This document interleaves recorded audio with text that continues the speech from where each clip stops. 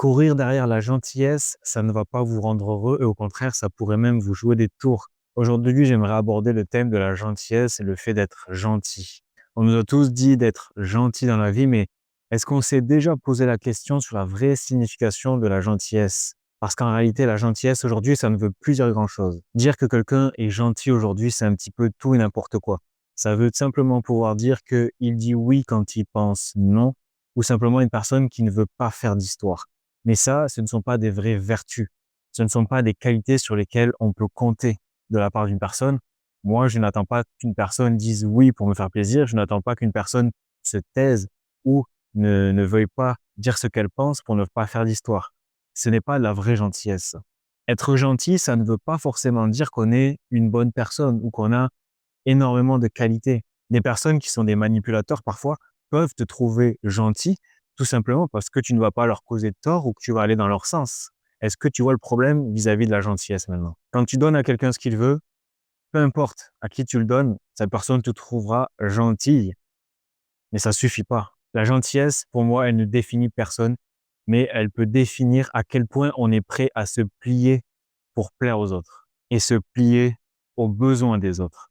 Bien sûr, à contrario de la gentillesse, dans la vie, il y a des qualités qui ont vraiment du sens et qui veulent dire quelque chose. Être respectueux, être compatissant, avoir du savoir-vivre, être ponctuel, être serviable, être digne de confiance.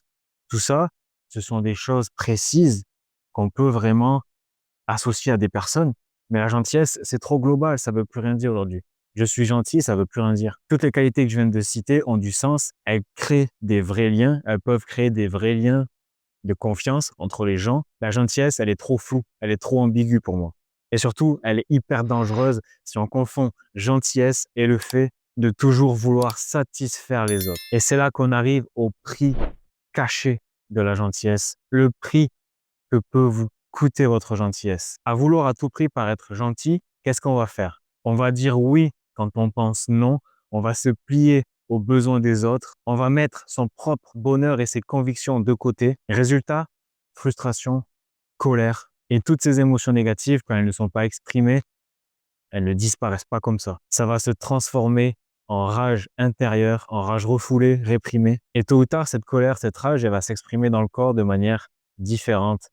Et c'est là où on arrive au TMS. Ces symptômes physiques d'origine émotionnelle dont parfois on ne connaît pas la provenance, eh bien, sachez que les traits de personnalité comme le fait de vouloir plaire à tout le monde, vouloir être gentil aux yeux de tout le monde, ça peut être un déclencheur de symptômes physiques via des TMS. Donc retiens ça, ce n'est pas être gentil qui va te rendre heureux, c'est d'être authentique, d'avoir du respect pour toi-même, poser des limites claires dans ta vie et dire non quand ton corps, ton esprit, ton cœur te disent non, tout simplement. Tu peux être respectueux, serviable, agréable, mais il ne faut pas que ça écrase ton propre équilibre de vie.